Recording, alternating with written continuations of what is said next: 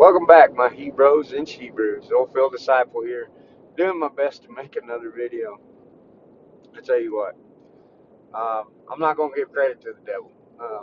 It may be him attacking me this morning, it may not be. We're going to glorify God, first and foremost. Um, for 4 hours now, I've been trying to make these videos. I have a message that I know God has given me. Um, Now, he may be trying me because in the past, once I go beyond 2 or 3 tries on a video, I say, it's it.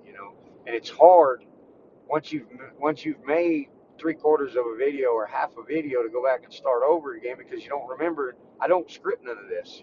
I'm totally led by the Spirit, and so it's hard for me to remember what I've already talked about, what I haven't talked about. Um, and so most of the time, after about 2 or 3 tries, I get interrupted. I just scrap the video. I'm done. We'll try again another day. I'm getting this message out today, one way or another, because I believe it's highly important and it's viable. Um, so, what message do I got? The message is our faith and our role as husbands and fathers in this world. And there's a huge breakdown there. It's not happening. Men are more important. It's more important for men to have these hobbies and spend time, 90% of their time outside of work, doing their hobbies, rather than being home and being the priest of their home and leading their home and taking care of their wife and children physically, spiritually, and mentally. We're out hunting and fishing and drinking beer and partying and hanging out with the guys and being buddy buddy with everybody. That's fine, but you have to manage your time correctly, and that cannot be the majority of what you do. You know, well, my wife don't like doing these things. Well, maybe you should find a new hobby. I'm sorry, you got married for a reason, and it wasn't to be apart.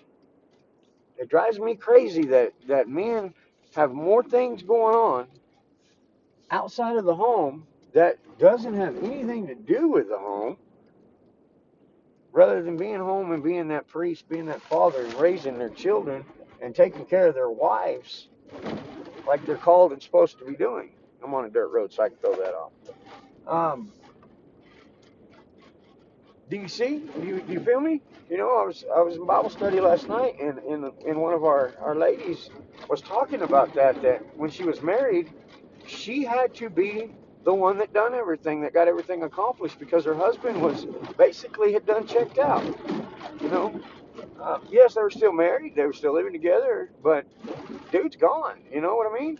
And so, raising her son, she raised him from uh, a feminine female side, which that's part of what a woman's supposed to do with her children. But they need that man, you know, a young man, a boy growing up needs to see that his father loves his mother with all his heart and teaches that son how to treat a lady when he grows up. We're not getting that, you know. It's failed. We got mothers, single mothers, of course, but we also have married mothers who are raising their children, doing all of the work, while hubby's out feeling justified because he worked all day hanging out with the guys. You feel me? There's no spiritual leadership from the man in the home these days. Now you've got a few that are. A few of us are doing that, but most aren't, and that's where our problem is falling. Like I was talking about in the last video, that most abortions are coming from married women in their 30s and 40s. They don't want to have no more children. That's sickening to me, you know? And that's simply because they don't have a man in their life that they can count on. You know, we don't have men. We have been emasculated in this culture. There is a feminist movement that is moving across the land that is dividing and conquering the home.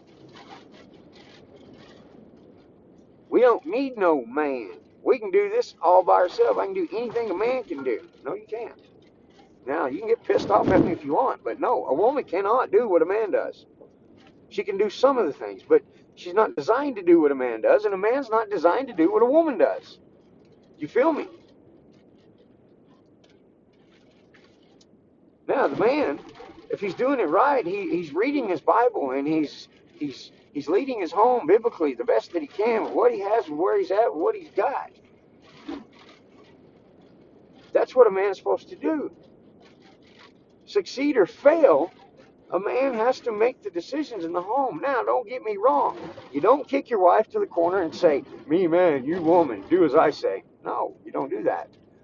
It's like me and my wife. When an issue comes up, we discuss it.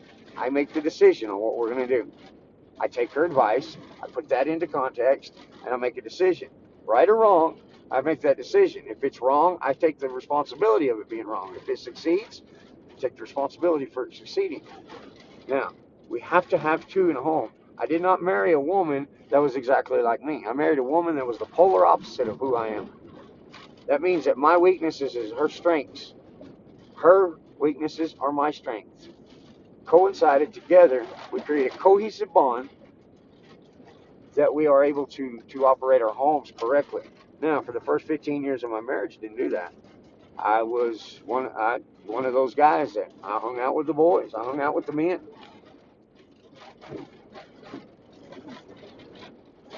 So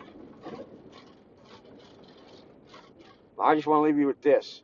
Ephesians 6:10 through 20. Um, what is that? That's the whole armor of God. We are at war. It's not a war of flesh and blood, but a spiritual war against principalities and rulers and authorities in high places. Okay, beyond that, I go all the way to 20 is because we are to be that ambassador.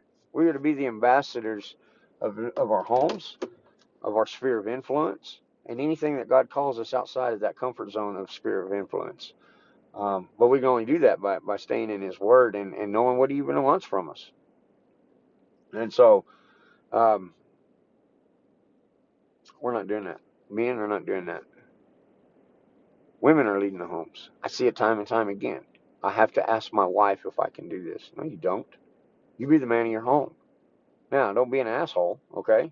But be a leader. A leader is someone that says, come with me, we're going to do this. A boss is one that points his finger and says, you go do that. Now, you can either be a leader or you can be a boss. I prefer to be a leader. It works better that way, trust me. I've tried it both ways. And I've been an authority, a leader, since I was 19, 20 years old. I've always been in them leadership roles at work. Now at work and in the church, I'm a leader. But I lead by example. I go and I do, and then I show everybody else that, see, we can do this. Do the same thing in our homes. I go and I do this, and I say, look, this is how we can do this. See, my hobbies have changed. My attitude has changed. Everything is centered towards my home. Everything. Before I do anything, I go and I consult with my wife, and then we do it together. I don't go do my thing and she go do her thing. Now, there's times, yes, we do that, but it's very seldom. Versus today's culture is man goes and does his thing. He's got his man cave and all that bullshit, and then woman goes and does her thing and gossips and hangs out with the other women. And basically it's enemies at home. My wife is my enemy, my husband's my enemy, and that's how most homes operate. Until the point where they decide to divorce. I'm gonna get me a new man. I'm gonna get me a new woman. Come on now. What's God say? Love your neighbor as yourself. Your wife's your neighbor. Love your enemy. Pray for your enemy. Your wife's your enemy. Okay. Where you at? What's your excuse for giving up on your home? Man, I'm calling you out. And women, you need to chill out, and you need to be that person of God that follows her man, no matter what, right or wrong. Be bold, but be that helpmeet, that suitable helper that God has created for the man. Um, just try it. See if I'm wrong. I bet you if you walk biblically according to Ephesians chapter 5, 2 Corinthians chapter 11, I bet you your life and your home will start to change. And when that happens, then it moves out into the community. But somebody's got to start somewhere. If I don't, who will? If you don't, who will? You feel me? Yeah, this oil-filled disciple. I hope this message blessed you, encouraged you, and I hope it pissed you off. Hope you go look some of this stuff up. Be blessed in the mighty hand of Jesus. I pray for each and every one of you men out there that you would begin to lead your homes, begin to walk in biblical ways. And women, I'm praying for you that you would accept your role as the weaker vessel. That you're not necessarily weaker, but you are the helpmate of the husband. That's probably gonna piss most of you off. That's okay. That's how I get. That's how we get results. Um, be blessed. Be encouraged. I'll catch you on the next ride.